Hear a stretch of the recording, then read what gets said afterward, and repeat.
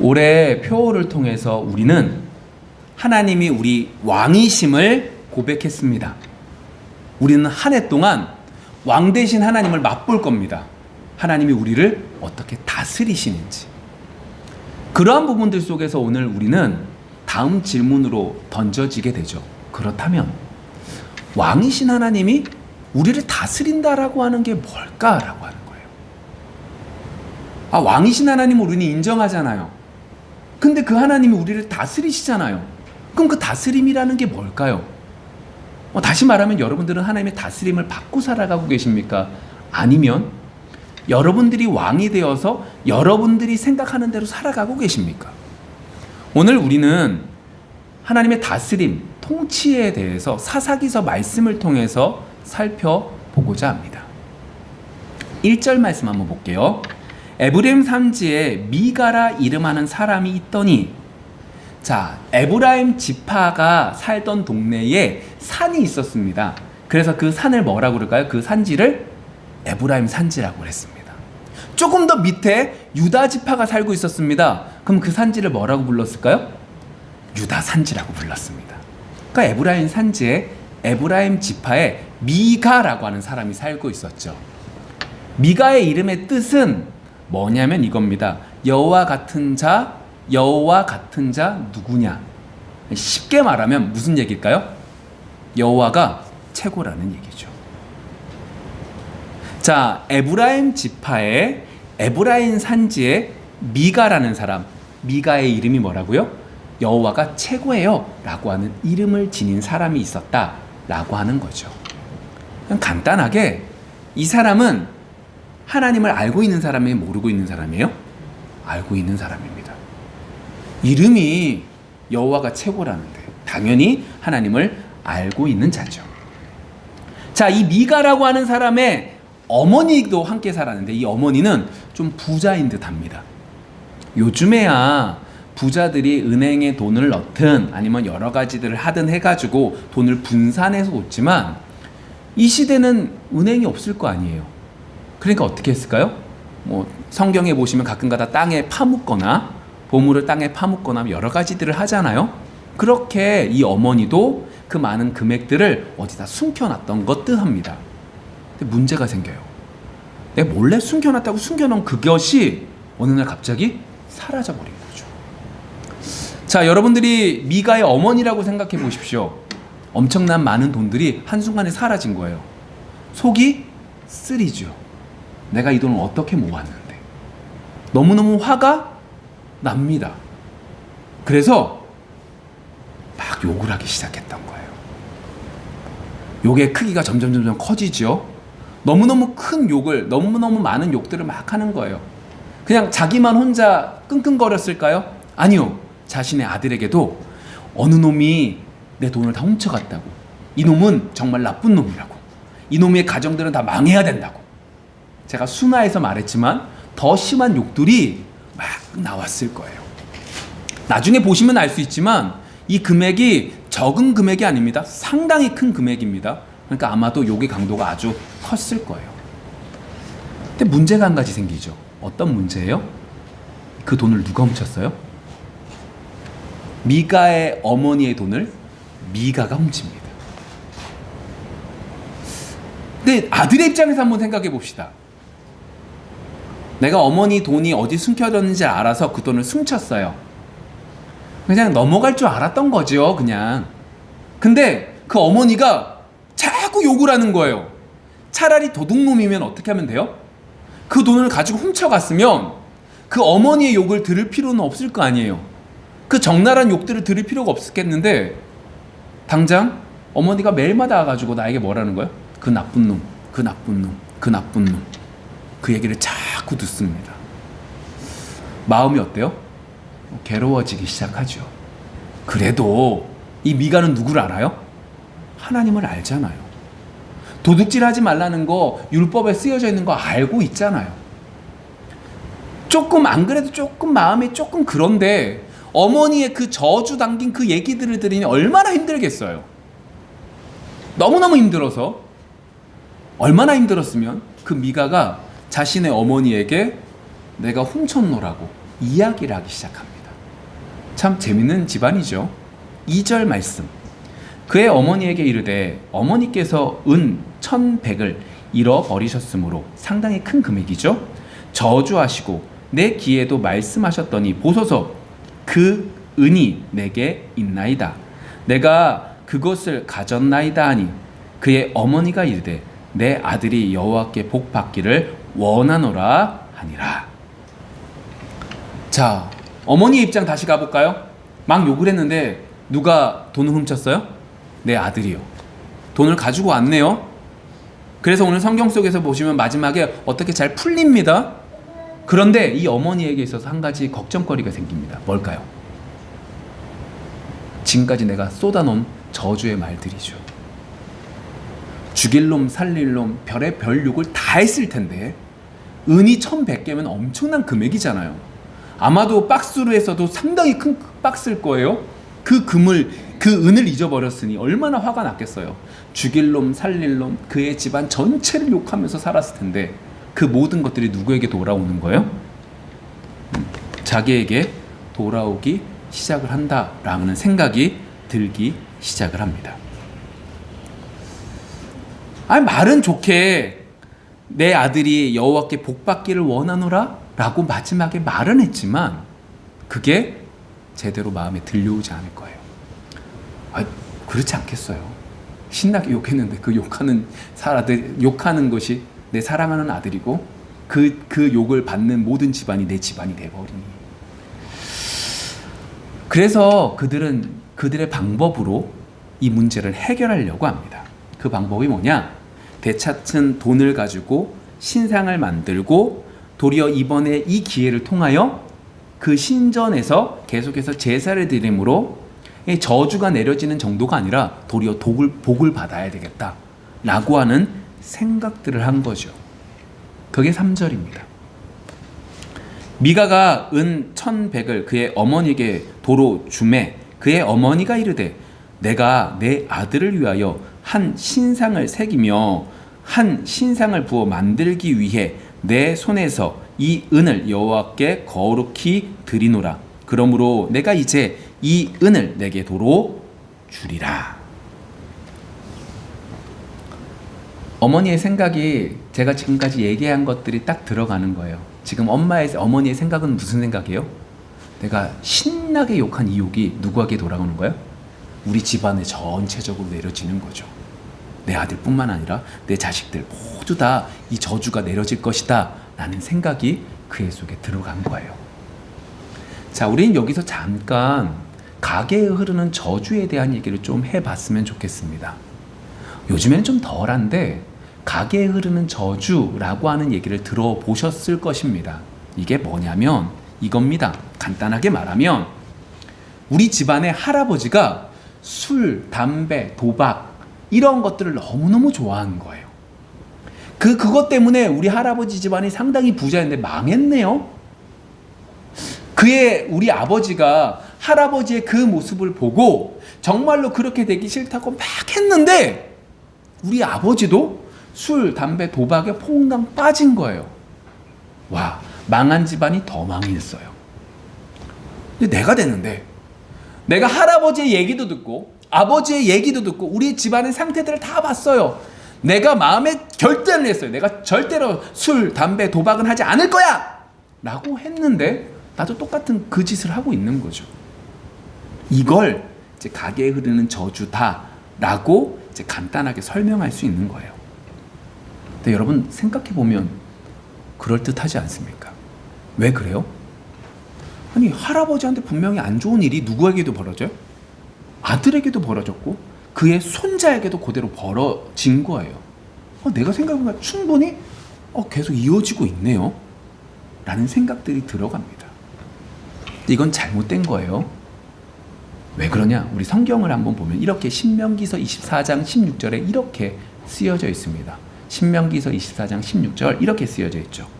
아버지는 그 자식들로 말미암아 죽임을 당하지 않을 것이요 자식들은 그 아버지로 말미암아 죽임을 당하지 않을 것이니 각 사람은 자기 죄로 말미암아 죽임을 당할 것이니라.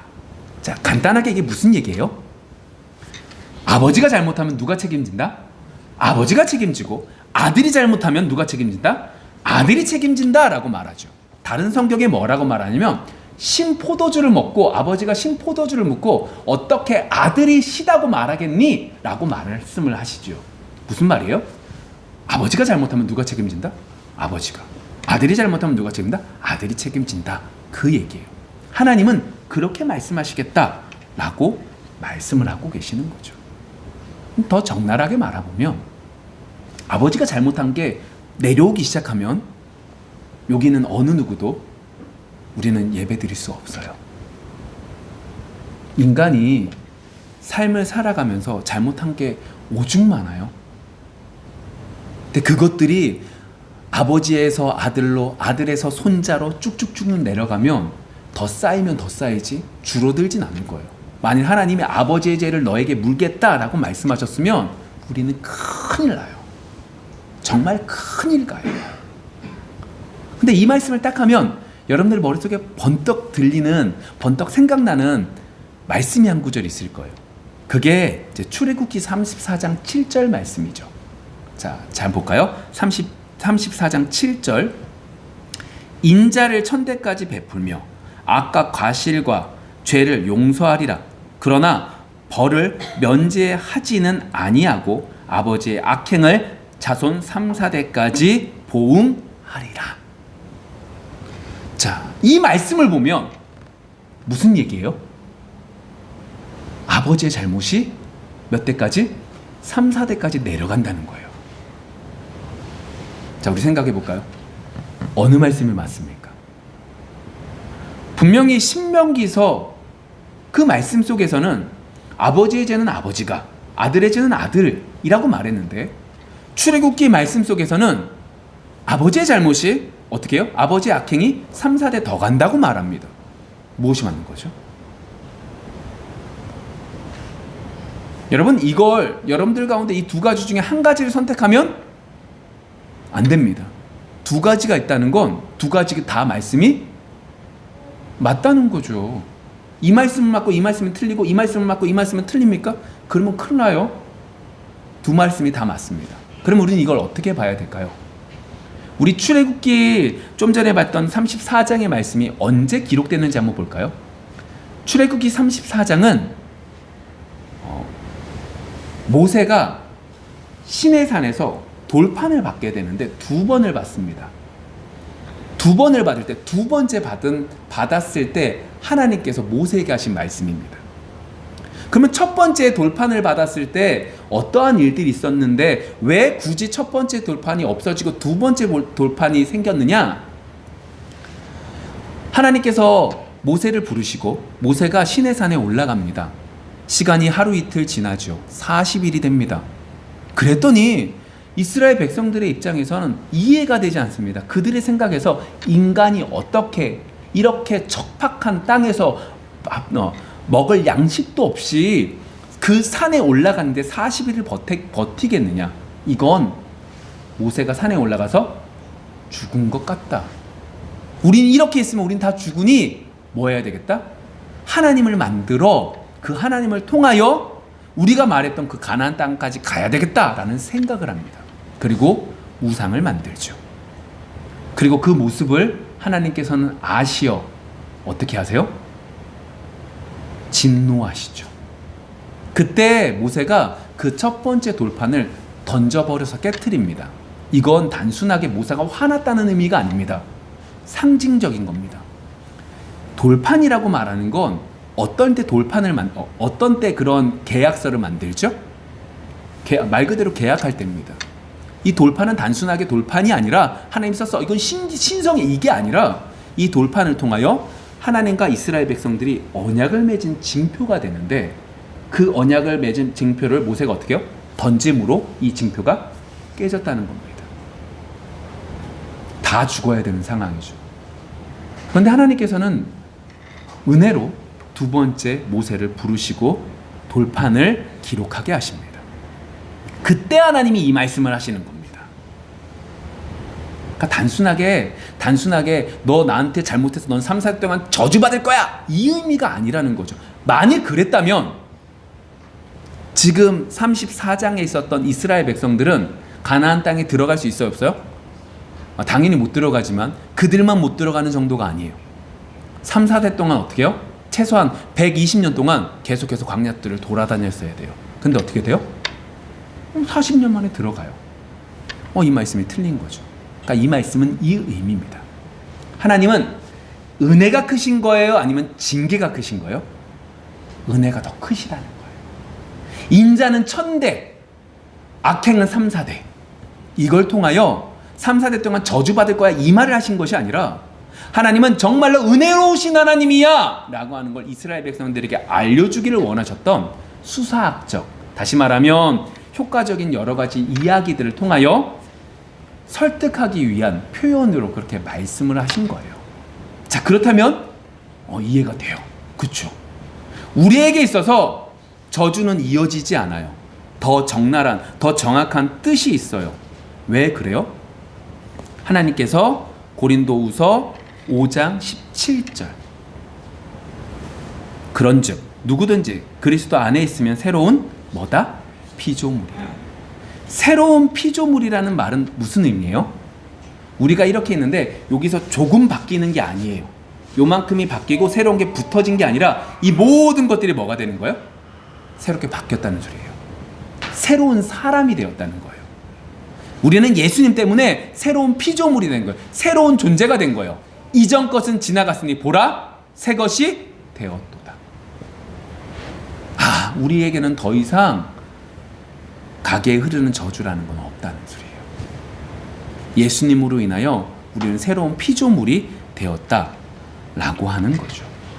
물론 그럼에도 불구하고 할아버지가 했던 걸 아들이 그리고 손자가 이어지는 이유는 어디에 있냐? 이건 죄인의 특성이에요. 왜요? 어떻게 저런 짓을 할 수 있어? 라고 말을 하면서 마음에 응어리가 지지만 그 모습 속에 내 잠재의식 속에 뭐가 들어가느냐? 저렇게 살 수도 있네? 라는 생각이 들어가는 겁니다. 저렇게 술 먹고도 살아갈 수가 있네? 저렇게 도박하면서도 살아갈 수 있네? 나는 싫어요! 근데 내 마음속 깊숙한 곳에 그것이 딱 들어가지는 거죠. 그래서 어떻게 되는 거예요? 나도 모르는 사이에 나의 연약한 모습 속에 그 죄에 대한 모습들이 들어치면서 그 짓을 똑같이 행동하고 있게 되는 거예요. 근데 기억하십시오. 우리에게서도 분명히 새로운 피조물이라고 말씀하셨다라고 하는 건 이전에는 마귀의 아래에 있을 땐 여전히 우리는 어떻게 해요? 악한 것들로만 가득하니까 저 모습 되기 싫어 라고 말했지만 어떻게 해요?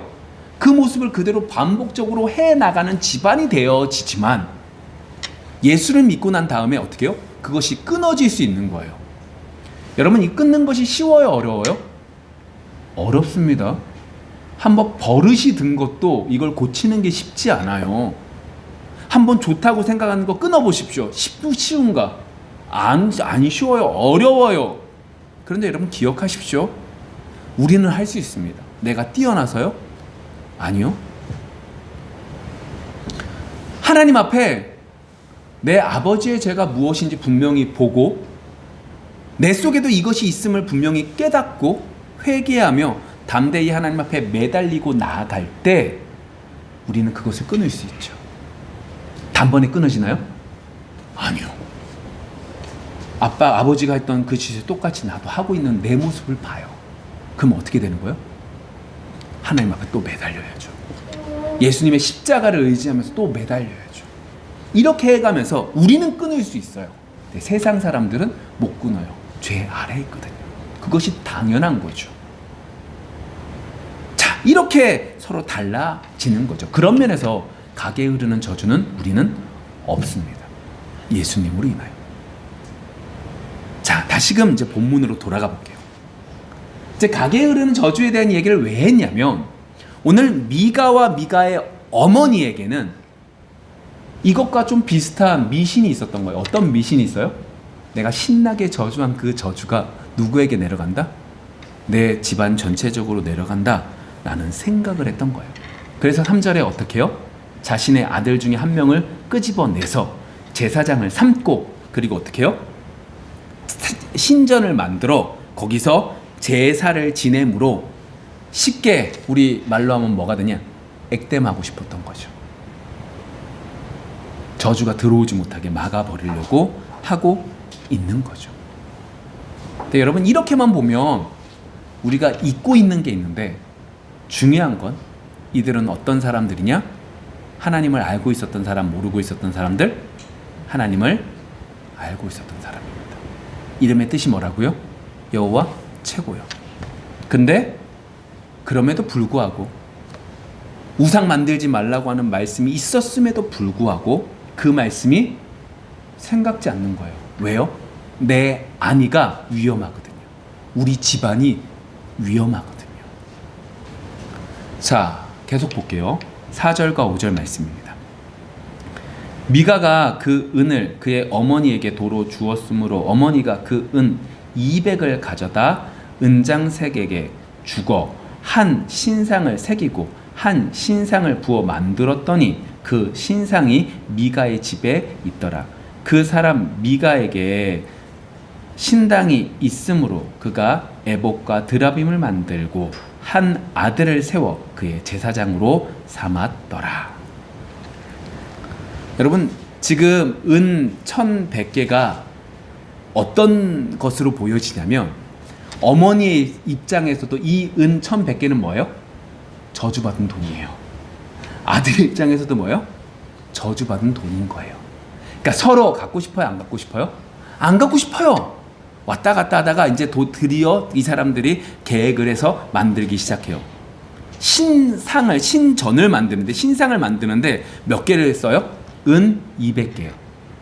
그러니까 은 1100개는 엄청난 금액인 거예요. 그리고 나머지를 가지고 뭘 만들어요? 여러 가지들을 가지고 만들어서 제사장의 역할을 만드는 거죠. 이들의 머릿속에 딱 한 가지만 있습니다. 뭘까요? 어떻게 하면 이 저주를 끊을 수 있을까? 딴 거 생각 안 나요. 어떻게 하면 이 저주 끊을 수 있지? 이 생각만 하고 있는 거죠. 근데 여러분, 성경을 읽다 보면 그 결과가 뭐냐면, 이스라엘의 12지파가 있는데 그 12지파 중에 한 지파, 단이라고 하는 지파가 있는데 그 지파를 무너뜨리는 시작점이 오늘 이 부분 속에서 일어나게 되죠. 미가와 그의 어머니가 자신의 안위를 위해서, 무서워서 안위를 위해서 만든 그 신전을, 그리고 그 신전을 섬기는 그 제사장을 통하여 단 지파 한 지파가 사라져요. 올라가는 장면인데 어느 순간에 쑥 사라지고 없어요. 제일 먼저 없어져요. 그러한 악의 시작점이 되어져 버리게 되는 거죠. 근데 이 모습을 하나님은 어떻게 평가하실까요? 오늘 성경 우리가 읽었던 말씀 6절입니다. 그때에는 이스라엘의 왕이 없으므로 사람마다 자기 소견에 옳은 대로 행하였더라. 여러분, 여기서 질문 한 가지 던져야 됩니다. 왕이 없었기 때문에 사람마다 다 자기 소견대로 행한 겁니까? 아니면 왕은 있는데 왕을 무시한 겁니까? 자, 첫 번째요. 왕이 없었기 때문에 사람마다 자기 소견대로 한 겁니까? 아니면 왕이 있는데 그 왕을 무시하고 자기 멋대로 행한 겁니까? 후자입니다. 왜 그렇죠? 이스라엘에는 왕이 한 분 계십니다. 하나님이라는 왕이에요. 근데 그 왕이 계심에도 불구하고 왕의 모습이 보이지 않음에 왕을 섬긴 것이 아니라 어떻게 해요? 보이지 않기 때문에 나의 멋대로 행했다라고 하는 의미죠. 좀 더 쉽게 해볼까요? 믿음으로 살지 않았기에 그들이 어떻게 해요? 자기 소견대로 행했다는 겁니다. 여러분, 우리는 하나님의 다스림이라고 해서 언제나 신비로운 것들로만 이루어지는 것이 아니라 여러분들이 보고 있는 이 말씀대로 이 말씀을 쫓아 살아가는 것이 뭐 하는 거예요? 하나님의 다스림을 받으며 살아가고 있는 거죠. 그런데 이스라엘 백성들은, 사사기 시대의 이스라엘 백성들은 뭐 하지 않았던 거예요? 하나님의 다스림을 받지 않았던 거죠. 말씀 알고 있습니다. 하나님 알고 있습니다. 그러나 그 하나님이 무엇을 원하는지 분별하지 못하고 자기가 원하는 대로 행동했고 그 원하는 대로 행동하는 것 속에 자신의 유익을 채우려고 했던 것이 지금 미가와 그의 어머니의 모습이고 우리의 모습인 거죠. 우리 다시 한 번 더 정리를 좀 해볼게요. 미가는 도둑질했어요. 미가의 어머니가 도둑놈을 저주했어요. 그것 때문에 미가는 그 돈을 돌려줍니다. 이제 이 돈이 돌려진 이 돈이 이제는 저주받은 돈이 되었고 이 돈으로 인해 모든 집안이 저주받은 집안이 되어버렸죠. 그들은 이 문제를 해결하기 위해서 딱 한 가지를 생각했어요. 뭐 하면 되겠다? 신상을 만들고 제사장을 통하여 그 모든 것들을 해결해 나가자. 근데 여기서 중요한 한 가지가 있습니다. 그게 뭘까요? 하나님의 다스림을 받는 것 속에 하나님의 말씀을 받는 것 속에 중요한 한 가지가 있습니다. 왜 이들이 하나님의 다스림을 받지 못하고 있었느냐? 중요한 한 가지는 뭐냐면 이 모든 것들이 진행되어질 때 뭐가 앞섰을까요? 내 생각이요. 내 생각에 그럴듯한 것 때문에 모든 것들이 움직여진 거예요. 내가 신나게 저주했거든요. 저주하고 나니까 이 저주가 여전히 있는 것 같고 이 저주를 통하여 어떻게 되는 거예요? 우리 집안 전부가 저주받을 것 같은 거예요. 내가 어떻게 하면 내가 이 문제를 해결할 수 있을까를 고민하는 거죠. 내가 어떻게 하면 이 문제를 잘 해결할 수 있을까를 고민하다 보니 신상을 만들기 위하여 많은 돈을 투자하는 거예요. 그 모습까지 가게 되는 거예요. 분명히 이 속에서도 그들은 뭐라고 생각했을까요? 신상을 만들 때 그들은 누굴 만든다고 생각했을까요? 하나님이요. 제가 그래서 서두에 미가의 이름을 말했고 이들도 하나님을 믿었던 사람들입니다 라고 말하는 거예요. 하나님의 이름을 들먹이며 누구를 채우는 거예요? 내 유익을 채우는 거죠.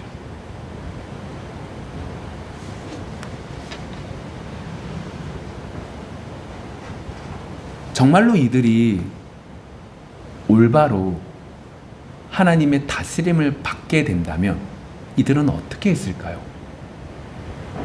여러분, 미가와 그의 어머니는 지금 어떻게 해야 되는 게 하나님의 다스림을 받을 수 있는 방법이 되는 거죠? 하나님이 나의 왕이라고 인정했으면, 하나님의 다스림을 인정하는 이스라엘 백성들이었다면 그들은 예배 드리러 갔어야 됐어요. 제사 드리러 갔어야 됐어요. 내 생각에는 신전을 만들고 신상을 만들어서 매 대마다 그 모든 저주를 끊어야 되겠다, 액땜해야 되겠다라고 생각하는 게 아니라 제사 드리러 갔어야 됐어요. 그들이 머리로 알고 있었던 성경의 지식들대로 그들은 제사 드리러 갔어야 됐다고요. 제사를 드림으로, 속죄제를 드림으로, 하나님 앞에 온전히 드림으로 하나님이 주시는 평안함을, 하나님이 주시는 다스림을 받았어야만 됐어요. 왜 예배가 필요하죠? 왜 제사가 필요하죠? 맞아요. 하나님께 영광 돌리기 위한 거예요. 그런데 이러한 문제들 속에서 매이지 않기 위해서 제사를 드리는 것도 맞아요. 예배를 드릴 때 제가 항상 뭐라고 그러냐면 온전한 모습으로 나오자라고 말씀드렸어요. 이 온전함이다 라고 말씀드리는 건 있는 모습 그대로 가지고 나오라는 소리예요. 왜요? 우리는 그 문제를 해결할 수 없어요. 우리가 생각하면 그 문제는 영원히 해결할 수가 없어요. 그러나 하나님 앞에 그 모든 문제를 가지고 나올 때 하나님은 말씀을, 예배를 통하여 영광 받으시고 말씀을 통하여 이 모든 문제의 해결책들을 허락해 주시는 거죠. 미래에 대한 두려움이나 내 힘으로 풀 수 없는 여러 가지 문제들이나 인간관계나 부부관계나 부모와 자식 간의 그 모든 것들도 있는 모습 그대로 가지고 나오는 거예요. 하나님은 우리에게 그 기회를 매주마다 주신 거예요. 단순하게 그냥 습관적으로 나와야지, 예배 드려야지가 아니라 이 예배를 통하여 우리의 문제들을 가지고 나올 때 하나님은 해결해 주시는 거예요. 아니, 도리어 그것을 기뻐 받으세요. 왜요? 있는 모습 그대로 하나님께 아뢰거든요. 근데 우리는 어떻게 해요? 아뢰지 않아요. 왜요? 이 문제는 이렇게 해서 해결될 문제가 아니거든요. 그렇게 생각하거든요. 아니에요.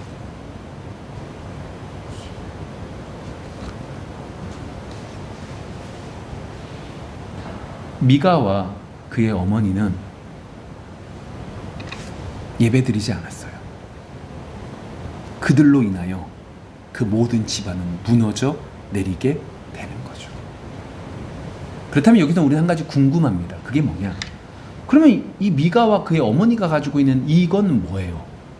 아니, 분명히 신상을 만들고 제사장을 만들고 심지어 조금 지나면 레위 청년이 돌아다니고 그 레위 청년을 데리고 와서 그 신상께 예배하는 제사장으로 삼아요.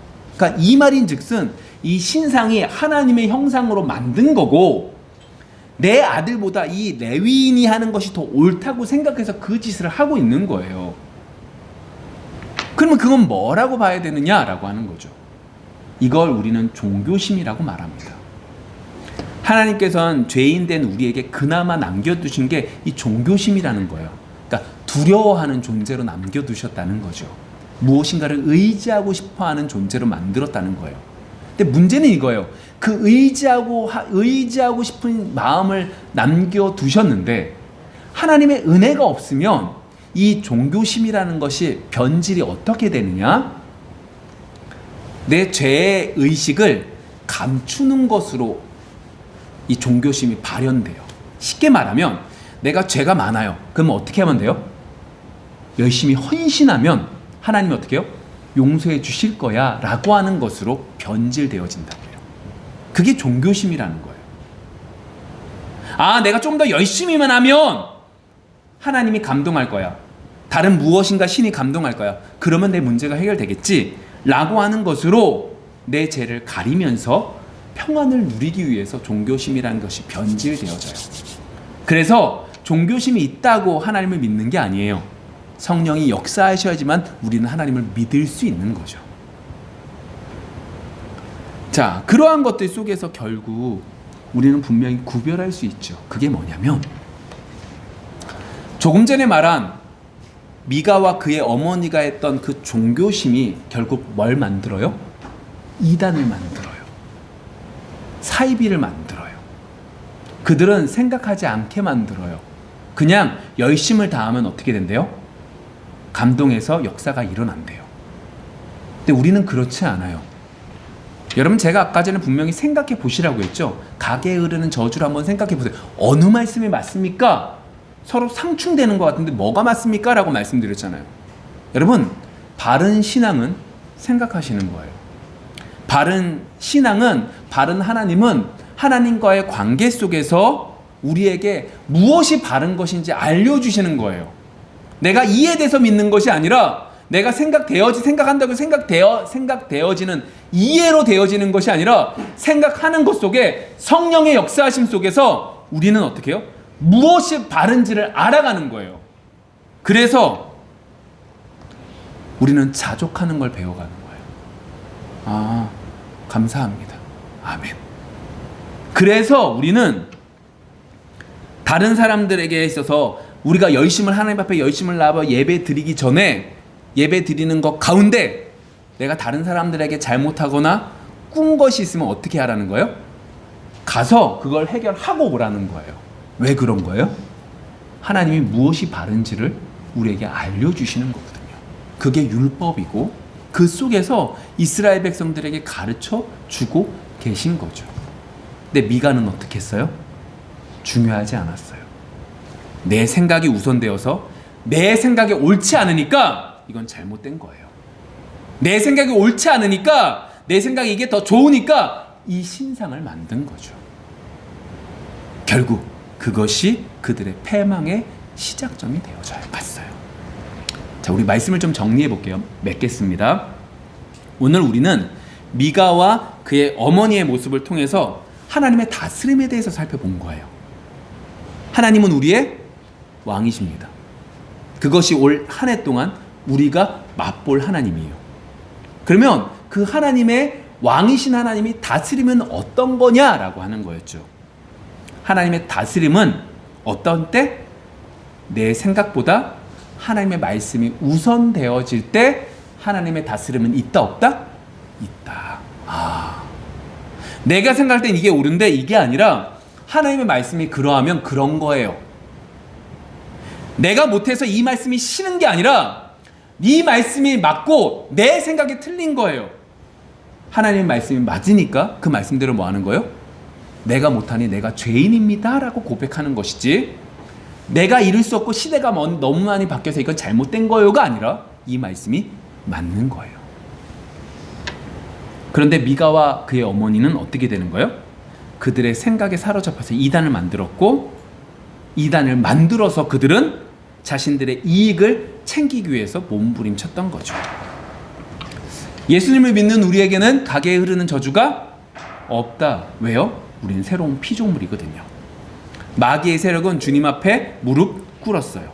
더 이상 마귀의 속삭임에 넘어가시면 안 돼요. 어떻게요? 예배를 통해서요. 예배를 통해 하나님의 다스림을 받는 거예요. 어떻게요? 우리 있는 모습 그대로 아버지께 내어놓거든요. 여러분, 매주마다 여러분들은 하나님의 다스림을 받을 수 있도록 여러분들의 문제를 가지고 하나님께 그대로 가지고 올 수 있는 거예요. 축복이에요. 세상에선 그렇게 말하면 손가락질 바르고 낮춰지지만, 하나님 앞에 그렇게 가지고 나오면 하나님은 하나님의 다스림을 통하여 우리의 모든 것들을 변화시켜 주세요. 말씀을 그래서 받는 거예요. 매주마다 이렇게 말씀을 듣는 거 그냥 듣는 거 아니에요. 이 말씀은 여러분들 속에 있는 그 모든 문제를 해결하는 시작점이 되는 거죠. 내 생각이 그럴듯한 것이 중요한 게 아니라 하나님의 말씀이 어떠한가가 중요해요. 저도 마찬가지고 여러분들을 모두 다 그러한 은혜가 넘치기를 원합니다. 근데 미가와 그의 어머니는 뭐가 가득했을 뿐이에요? 종교심이요. 하나님을 예쁘게 포장해서 결국 누구의 유익을? 내 유익 챙기고 싶었던 거예요. 그럼 여러분들의 지금 모습은 종교심의 모습입니까? 아니면 믿음의 모습입니까? 히브리서 12장 6절에 보시면 분명히 하나님께서는 믿음이 없으면 기뻐한다, 기뻐하지 않는다? 기뻐하지 않는데요. 여러분들이 예배를 드려도 믿음 없으면 어떻게 한대요? 기뻐하지 않는데요. 여러분들이 나오실 때 하나님 앞에 있는 모습 그대로 내가 마음속에 괴롭고 힘들고 그 모든 것들을 아버지께 내어놓는 것, 간단한 것 같지만 간단하지 않아요. 왜요? 내가 주인이라서 이걸 내가 가지고 내가 해결하고 싶거든요. 내 생각으로. 내어놓을 때 하나님은 기뻐하시고 그 모든 문제를 말씀을 통하여 해결해 주시죠. 믿음은 보이지 않는 것을 소망하는 겁니다. 보이는 것을 소망하는 게 아니에요. 저도 그렇고 우리 모두 다 보이지 않는 걸 믿음으로 소망하며 살아가는 거죠. 이번 한 주 우리의 모습이 믿음의 모습이 되어져 가기를 소망합니다. 기도하겠습니다.